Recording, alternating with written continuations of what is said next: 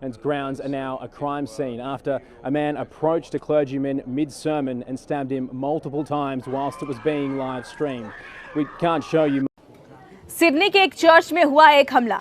ये बड़ी खबर तो है ही, सनसनीखेज भी है, क्योंकि के वेस्ट इलाके में एक बहुत ही पॉपुलर चर्च है जहां के बिशप सर्मन देने वाले थे, यानी एक तरह की रिलीजियस प्रीचिंग, जिसके लिए चर्च की तरफ से पहले ही प्रचार किया गया था, समय भी साझा किया गया था कि जो बिशप हैं वो अपनी प्रीचिंग कितने बजे देंगे और ज़्यादा से ज़्यादा लोगों तक ये संदेश पहुंचे, इसके लिए इसकी लाइव स्ट्रीमिंग की भी सुविधा दी गई थी। यानी बहुत लोगों तक एक साथ ये संदेश पहुंचे, इसके पूरे इंतजाम कर लिए गए थे। तय समय के मुताबिक जब बिशप ने अपनी सर्मन शुरू की, जब उन्होंने अपनी स्पीच को शुरू किया, उसके बाद ही एक हमलावर वहां चर्च के अंदर उनके ऊपर अटैक करता है। चाकुओं से उनके ऊपर हमला किया गया। बिशप के साथ साथ 3 और लोग यहां इंजर्ड बताए जा रहे हैं, लोकल मीडिया ने रिपोर्ट किया है। इसके अलावा हमलावर को पुलिस ने फिलहाल गिरफ्तार कर लिया है, उससे पूछताछ की शुरुआत भी कर दी गई है।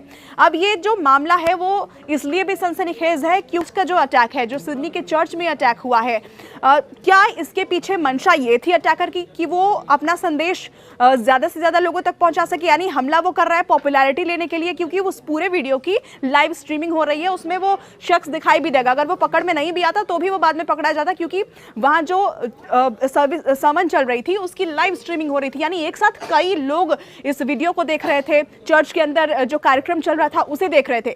मंशा उसके पीछे क्या थी, क्या उसका मोटिव था, यही अब पता लगाने की कोशिश की जा रही है। पुलिस अब उससे पूछताछ कर रही है। प्रभु यीशु मसीह में मेरे सारे मसीह भाई बहनों को नमस्कार, जय मसीह की। दोस्तों, जैसे कि हमने अभी देखा कि इस वीडियो में, जबकि यहाँ पर हम ये देख रहे हैं कि यहाँ पर किस प्रकार से सिडनी में यानी कि एक दिन पहले की बात है ये, और मेरे ख्याल से ये स्पीच दे रहे थे, रविवार की बात है, और रविवार में वहाँ पे वो संडे स्पीच दे रहे थे। वहाँ लाइव कैमरा लगा हुआ था, चाहे वो फेसबुक से जुड़ा हो, चाहे यूट्यूब से जुड़ा हो। वहाँ पर वो एक अच्छा मतलब माहौल था, बहुत भीड़ था, भरा हुआ था। लेकिन लोग जो है, कुछ लोग जो है ये मायने वहाँ पे नहीं मतलब रखते थे कि मतलब ऐसा कभी कोई सोचा भी नहीं होगा कि वहाँ पर आकर के कोई हत्या कर सकता है।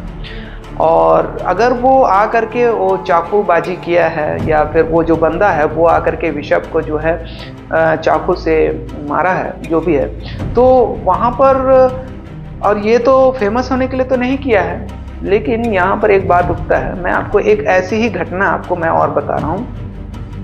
यूहन्ना रचित सुसमाचार जब हम पढ़ते हैं तो वहाँ पर खुद यूहन्ना ने ही हेरोदेस को क्या कहा था कि तू अपनी भाई की पत्नी को रखता है, तू व्यभिचार करता है, तो तू अपने भाई की पत्नी को रखता है, तू व्यभिचार करता है, बोल करके इस बात को वो चिढ़ करके, मतलब यूहन्ना ने तो उसको बोल दिया, जो बपतिस्मा दाता यूहन्ना ने हेरोदेस को बोला था। अब ये जो गुस्सा है उसके वजह से वो उसको कैद में ले लिया। लेकिन इससे भी बड़ा गुस्सा किसके पास था? उसकी पत्नी के पास, हेरोदेस की पत्नी के पास, जो उसकी भाई की पत्नी थी। और वो अपनी बहन को अपनी बेटी को उसके सामने नृत्य करा करके, डांस करा करके वो यूहन्ना का सर मंगवाती है, धड़ से अलग करवा करके। तो जस्ट लाइक ऐसे ही हुआ होगा। हम यहाँ पे कुछ ऐसी गणना गढ़ रहे हैं कि अगर जो चाकूबाज किया है, या उसके माता पिता ने उस बिशप से कुछ बात किया होगा, या उसकी गर्लफ्रेंड ने कोई बात की होगी, तो बिशप ने कुछ अच्छी सलाह दी होगी कि बेटा छोड़ दो, बेटा ये व्यभिचार है, बेटा वो है ये, तो ये पर्सनली खुन्नस के वजह से भी वो मारने के लिए गया होगा, या फिर किसी ने पैसा दिया होगा और वो कहा होगा कि हम आपको जेल से छुड़ा लेंगे या जमानत करवा लेंगे, बहुत सारी बातें हैं वगैरह वगैरह। लेकिन यहाँ पर बात ये उठती है कि एक बिशप को चाकू मार करके हत्या कर देना बहुत ही गंभीर बात है यहाँ पर। और वहाँ पे इतने सारे मीडिया लोग थे, उतने सारे कैमरा था वहाँ पर, लेकिन उसने बिल्कुल भी नहीं डरा और बेझिझक जा करके ये हत्या कर दिया। तो हम यहाँ पे 50% ये मान सकते हैं कि बिशप ने कुछ ऐसा सलाह दिया होगा उनके परिवार के क्योंकि देखिए रोमन कैथोलिक में क्या होता है कि जब वहाँ पर कॉन्फ्रेंस में जो बैठे रहते हैं पादरी या फादर या बिशप जो भी है, वो कन्फेस करना पड़ता है अपने गुनाहों को या फिर कुछ सलाह मशूरा करना पड़ता है, तो वो बताते हैं ऐसे करो, तो जो उसको वैसे सलाह बताता है उसके प्रति वो बुरा हो जाता है। तो यही कारण होगा बिशप की हत्या का, क्योंकि पर्सनली कुछ उसकी ऐसी मतलब बहुत खुन्नस होगा तो ये हो सकता है। लेकिन हम यहाँ पर एक बात ये है, यहाँ पे हमको डाउट है कि इतने सारे लोग होने के बावजूद किसी ने उसको बचा नहीं पाया, है ना। वो चाकू एक दो बार लगा जरूर, लेकिन शायद वो अपने शरीर को नहीं बचा पाए।